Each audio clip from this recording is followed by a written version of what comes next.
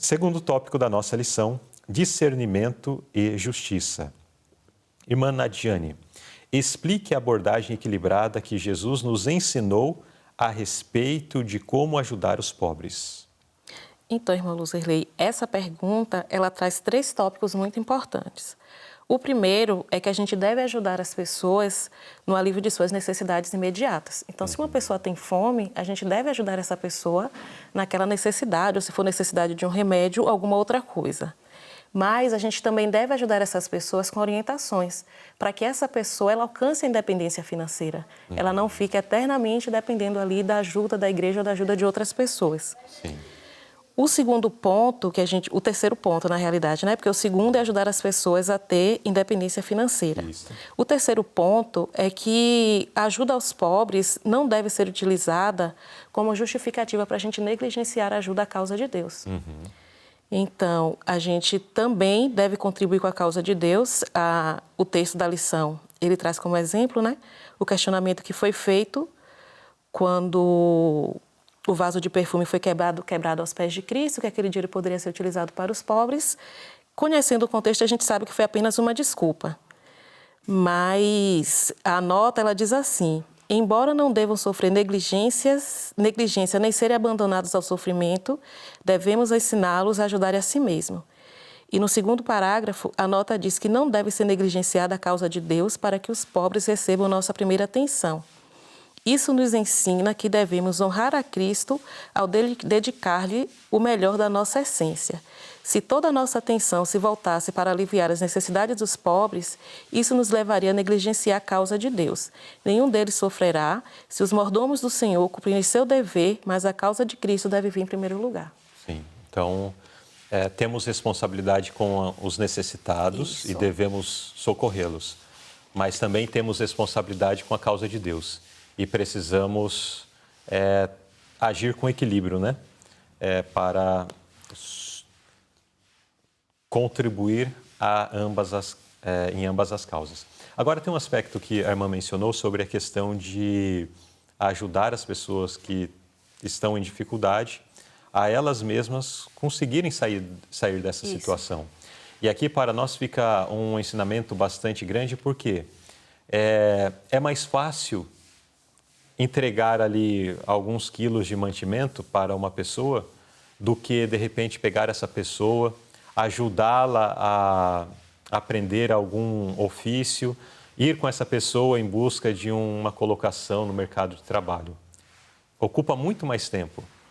No entanto, é uma responsabilidade que recai sobre o povo de Deus. Às vezes nós queremos ficar confortáveis. Às vezes, quando chega alguém pedindo ajuda para nós, nós reclamamos, não ajudamos, porque, não, essa pessoa, por essa ou por aquela razão, ela não merece a minha ajuda, não merece que eu dê dinheiro para ela, porque ela vai pegar esse dinheiro, vai fazer isso, aquilo, outro.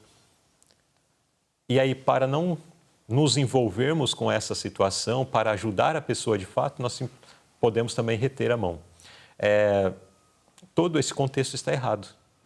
Nós precisamos dedicar parte do nosso tempo, e não apenas os nossos recursos para os necessitados, mas dedicar parte do nosso tempo.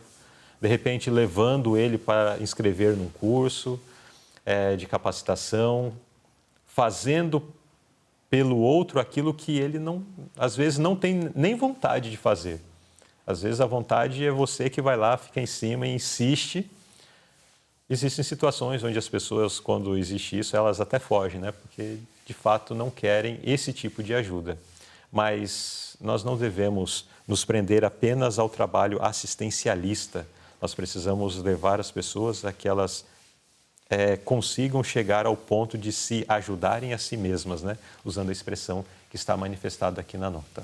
Irmão Luzerlei, e tem outra coisa, quando a gente ajuda essa pessoa a ter independência financeira, é mais uma pessoa para ajudar na pregação do Evangelho, é mais uma pessoa para contribuir na causa de Deus. Claro que todo mundo deve ajudar, mesmo que você seja pobre, você tem alguma coisa que você possa oferecer na obra. Sim. Mas quando você trabalha e você recebe você consegue ter autonomia financeira, você vai ter dinheiro para ajudar outra pessoa que agora está precisando e você vai ter dinheiro para contribuir com a causa de Deus. Exato. Então, existem muitos detalhes aqui que nós precisamos nos envolver com eles. Nós precisamos fazer a obra de ajudar, precisamos ajudar essas pessoas a se ajudarem, né? Nós precisamos ajudar a causa do Senhor. Em tudo isso nós precisamos estar envolvidos e cumprir com a nossa parte.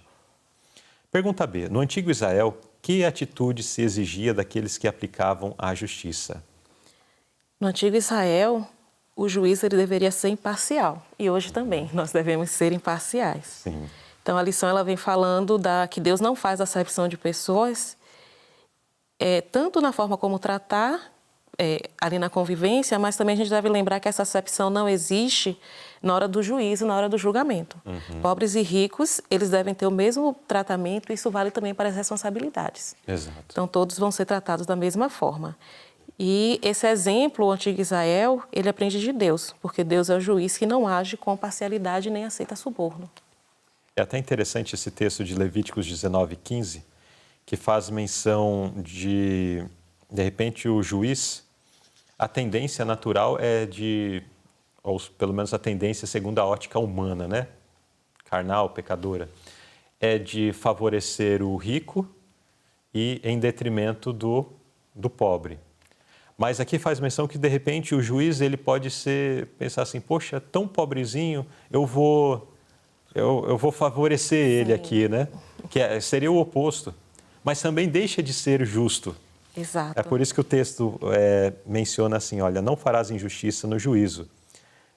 E daí, em versões com a linguagem um pouco mais atualizada, diz assim, não farás injustiça no juízo, favorecendo o pobre ou agradando o rico.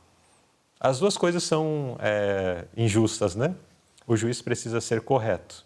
A lei diz, é isso, tal. Não importa se é rico, se é pobre, isso não vai interferir, não deve interferir em nada, nem um pouquinho, o julgamento daquele que está, então, considerando uma situação.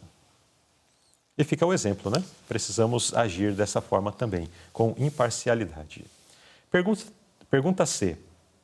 Como todos e em qualquer função de liderança na igreja devem aprender a aplicar esse mesmo princípio hoje? Eu achei interessante a nota, porque a essência dela vem dizendo que quem não sabe ser imparcial não deve ocupar a posição de liderança na igreja, porque a imparcialidade ela é ofensiva a Deus. Então, Deus é o nosso modelo, na pergunta anterior a gente falou, que Deus não aceita suborno, Deus não é imparcial, Deus não é parcial e não aceita suborno.